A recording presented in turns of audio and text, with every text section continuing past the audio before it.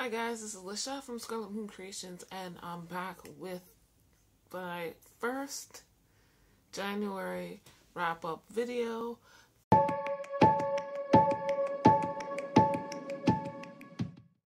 This is where I wrap up all the books I've read in the second half of the month of January and also go over my reading stats. Guys, so I think I mentioned in my mid-month wrap-up that I had goals to read at least 3 more books. I completed 2 more books. Of those 2, only one of the original 3 I wanted to finish are included. And yeah, but it is what it is. Like, I thought I did not beat my goal of reading more than I read in 2020, in January 2020, the 4 books, but I did complete 5, so that is a plus. As always, I will go over my reading stats first and then get into the last of the books I read in the month of January. So let's hop right into it. I had to quickly update this because I have not been updating my spreadsheet regularly, but we have some new charts and graphs. That's what we're going with this year. Charts and graphs, not just lists of numbers. So let us start. In this first month of 2021, January, I read a total of 5 books. And the number of pages read, 1,556 pages. The number of hours listened, 11.5. My average rating was a 3.3. I did not acquire any books, but that is going to change in February. And I took out 4 library books. So, yes, I still had 3 out from December and then took out 4 more. So there's 2 I have not read, and that's okay because I took those out to be read in February anyway. No Own Voices books, unfortunately. Now let's talk about the genres I read. I read 3 fantasy and 1 horror and 1 romance. I'm not going to get into subgenres here. That's mostly for me. Now let's talk about formats. I read 1 audiobook, 2 ebooks, and 2 physical books. Physical books on the rise, you guys. Physical books on the rise. Ebooks and audiobooks are not going anywhere, though, but just so you know. Audience, I read 4 adult books and 1 YA book. I'm generally going with, I guess, the publisher's decision on this. I can see this book, which was one I already talked about, A Court of Wings and Ruin, being considered an adult, but I think it's sold as young adult here, so that's what we're going with. Now, identity. So the spreadsheet I used last year was by Allie from the Hardback Hoarder. Link in the description. She has updated it a little. And so have I. I updated it, as you know. And at the time, I didn't realize certain categories were about the authors, and I decided to make them about the main characters. It's kind of hard, unless the authors make a big deal about it, to find out the gender identity and sexuality of an author. And it's also awkward digging for that information. I honestly kind of am more interested in the main characters for representation, but also for own voices, points of view, and for if the author wants to make a point of the fact that their book is own voices, they generally put it out there that in what way, whether it's the gender identity, sexuality, race, if that's not obvious. So, and I guess nationality or ethnicity as well. So yeah, I decided these categories will be about the main character and or characters. I maxed that out at 2 because romance, usually the heroine, hero, not that they save anything most of the time, but the couple, whoever they are, that's 2 people. If I read more threesomes and or poly relationships, I will figure that out when I come across it. I've been known to do that in the past, and one of the series I would like to catch up on is about poly relationships, so we'll get to that when we come to it, and we'll see. So, gender identity, I only read books that were with cisgender main characters. I don't even think side characters were anything else. Race, I've got, they were all white as far as I'm aware.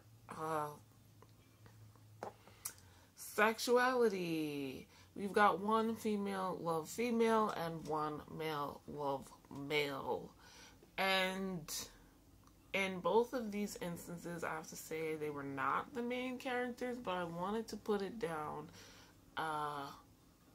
because it was important. Next, authors, were they new to me or not?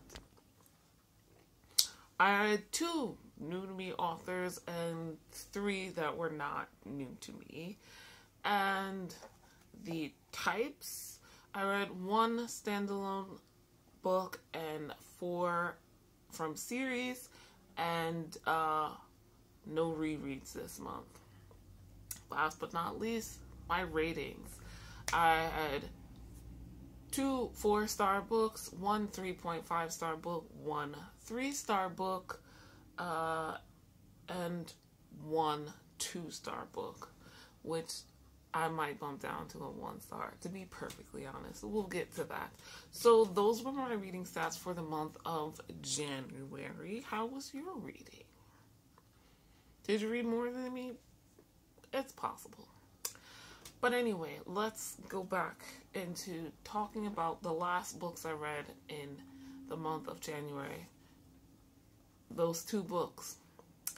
Alright, so the second to last book I finished in the month of January was Season of Storms, the final book in the Witcher series. Finally, it's over. I'm done. Thank goodness. Alright, so Season of Storms is book 0.6. I don't know. I'm just going by what Goodreads says. I don't know why it's not 0.5.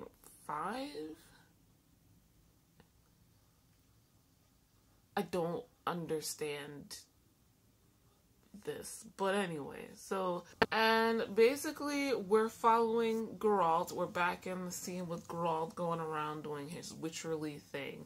And he gets accosted in some town, city, whatever you want to call it, because he is being accused of cheating people out of money in previous towns.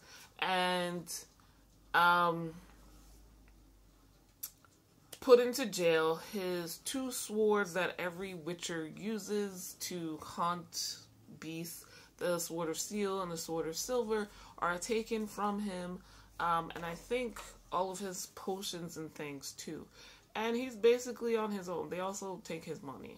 So, Geralt's out here, damn near naked, trying to figure out what the hell is going on. And there's a whole conspiracy with sorcerers and one kingdom and all of this stuff. What's his name is in it? Dandelion is in it. Dandelion. And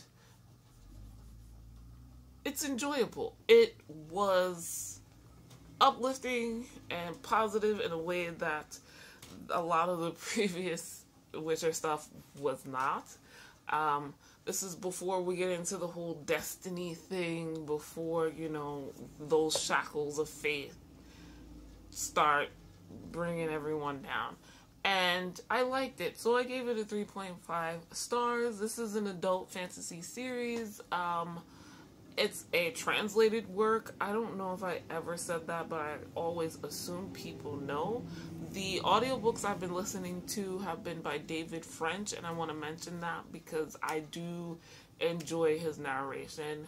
I thought he did a very good job differentiating between the millions of characters, because Sapkowski likes to write points of view from people who don't matter. They're just talking about things that they don't really know about, or they're not the main, secondary, or even tertiary characters. They're people we never see again for the most part. So, yeah. David French did a great job, and I'm happy to say I have completed the Witcher series, and I never have to think about it again. Or I never have to read them again. It became hard towards the end there, it really did. But yeah, the last book I finished in the month of January was H.P. Lovecraft's The Horror of Red Hook. So that came out of left field. It really did. I was planning out my February TBR, and part of it was Blackathon and also Polarthon. And I decided for Polarthon I wanted to be on Team Arctic Fox, and for Blackathon, Team Science Fiction and Fantasy. Now, with Polarthon Team Arctic Fox, there are 5 prompts. One is to read a polar fantasy, and I had 3 of the other 4 prompts, but one was missing, and that was retelling.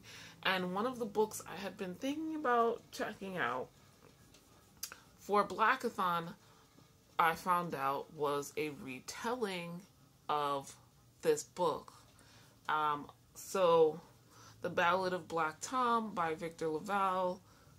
Perfect black main character, black author, horror, not, though I guess kind of fantasy-ish, so it might fit. But anyway, we're talking about Polarthon retelling. So I was like, wait, I've never read H.P. Lovecraft. I want to dip my toes into horror and H.P. Lovecraft. So this I found by looking. A lot of H.P. Lovecraft's works are available for free on a website, hplovecraft.com. This is an official site. So I read The Horror of Red Hook in preparation for reading the retelling next month. Now, or in February. So, that was that choice. I knew I was nowhere near finishing the 2 tomes that I was in the middle of, so I just read this on the last day of January, literally. It was 48 pages, like I said. It's a horror, it's short story, 48 pages, and classic horror, I guess, because H.P. Lovecraft, 1927, I think this counts as a classic, right? So, I read this ebook. I'm counting it as an ebook, and I gave it 2 stars. I'm seriously considering bumping it down to 1 star. This, I knew going into it, this is considered H.P. Lovecraft's most bigoted work. Point blank, period. And it's very obvious. I don't know how to summarize something so short without spoiling, so if I have, or if I do, please excuse me. The Horror of Red Hook is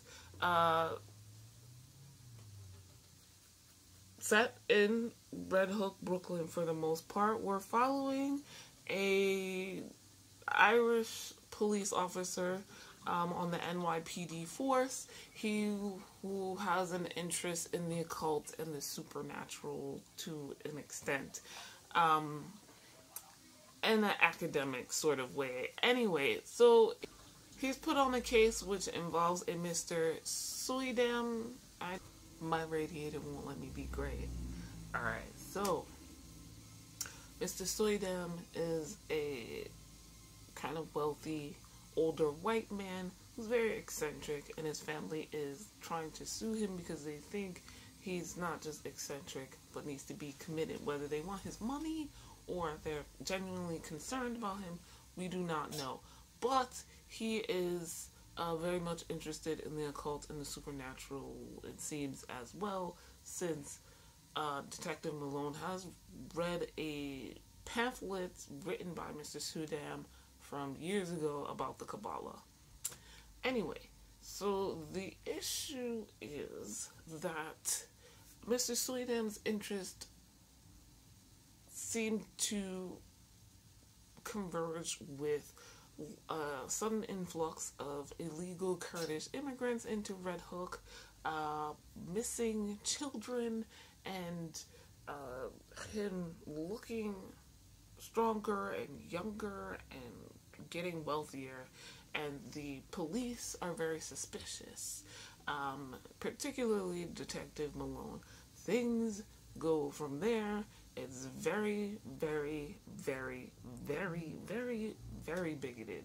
Like, no religion, no immigrants, legal, illegal, no age, no sex, no race, no nationality escapes the negative adjectives and descriptions that H.P. Lovecraft pours into this. Reading one of the Tor.com reviewers' descriptions, he says that someone had once written that this was like a fever dream rambling on and on and on. And apparently he wrote this in a weekend or a week, a hot summer, and yeah, so he doesn't like New York City, apparently. Who knew? But yeah, I gave this 2 stars because it was compelling, but you definitely get that fever dream aspect. Like, what? There's no clear what the entities are. There's no clear what the hell Mr. Suydam was trying to accomplish, and what happens with Detective Malone is so bizarre to me. I don't know if it is to anyone else. I'm just like, so now he's scared of brick buildings and can't be around them without having a huge panic attack? That's interesting. Yeah, so that happens. But I'm glad I read it. I just didn't like it. And this being his most bigoted work, I am ready to do more H.P. Lovecraft. And like, it doesn't get worse from here, though it might get more specific. Because better writing, I guess. I don't know. We'll see. So that is those are the books I read in the latter half of the month of January. Let me know what you think down in the comments below. Have you read either of these books? How, like I said earlier, how was your reading in the month of January? Did you read a lot or a little? Did you read more things you enjoyed? Any new favorites? I don't have any new favorites here.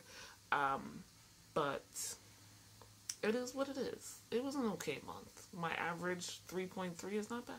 So, yeah. Like this video. Subscribe if you are new. hit that notification bell, because I post wrap-ups bi-monthly, and I'm going to have some reading vlogs coming out for February that I've already started filming, so that footage will be posted.